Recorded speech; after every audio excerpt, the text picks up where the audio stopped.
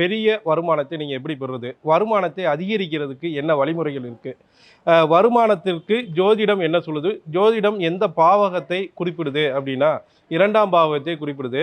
அது வருமானத்தை மட்டும் குறிப்பிடலை, அந்த இடத்துல குடும்பம், உங்களோட வாக்கு, நீங்கள் பேசக்கூடிய பேச்சு, அதே மாதிரி நீங்கள் உண்ணக்கூடிய உணவு, அது மட்டும் இல்லாமல் உங்கள் குடும்ப அமைப்பு, உங்கள் குடும்பத்துக்குள்ளே இருக்கக்கூடிய சூழல், இது எல்லாமே உங்கள் வருமானத்திற்கு காரணியாக அமையும் அப்படின்றத முதல்ல புரிஞ்சுக்கணும்.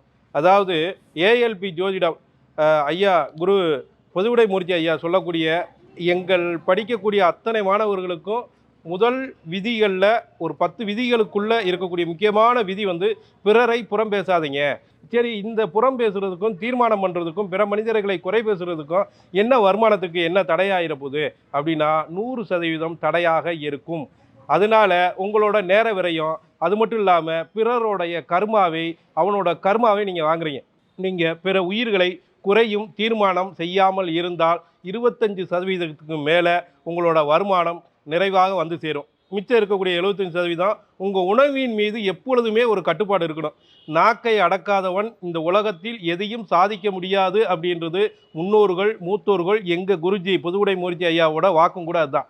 எப்பொழுது நீங்கள் நாக்கை வந்து உங்களோட பேச்சுக்காகவும் உங்களோட சுவைக்காகவும் எப்போ அடக்குறீங்களோ அப்போ ஒரு 25% இயற்கை இறைவன் உங்களுக்கு நிச்சயமாக வருமானத்தை பெருக்கிடுவார். மிச்சம் இருக்கக்கூடிய 50%க்கு என்ன செய்யலாம் அப்படின்னா, உங்களை மட்டுமே நம்பி இருக்கக்கூடிய உங்களுடைய குடும்பத்திற்கு ஏற்படக்கூடிய தேவையை பற்றி சிந்திப்பதும், அவங்களுக்கு நல்ல வகையான வழிகாட்டுதலும், அவங்களோட அன்பு பாராட்டும் பொழுது நிச்சயமாக நீங்கள் உங்கள் குடும்பத்துக்காக மட்டும்தான் நீங்கள் வருமானம் சேர்க்குறீங்கன்ற சிந்தனையே உங்களுக்கு 25% உங்களோட வருமானத்தை நிச்சயமாக பெருக்கிறோம்.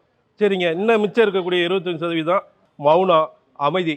உங்களுடைய பேச்சை மிக மிக நிதானமாக, எதற்காக பேசுகிறோம், ஏன் பேசுகிறோம், பேசுனா அதனோட விளைவு என்ன, அந்த பேச்சினால் பிறருக்கு என்ன பயன் அப்படின்ற சிந்தனை எப்பொழுது உங்களுக்கு வருதோ, உங்கள் பேச்சை நீங்கள் கட்டுப்படுத்தக்கூடிய, உங்கள் பேச்சை நீங்கள் ஆளக்கூடிய மனிதராக நீங்கள் எப்பொழுது மாறுறீங்களோ உங்களோட உழைப்புக்கு நிச்சயமாக 100% வருமானத்தை ஈட்ட முடியும்.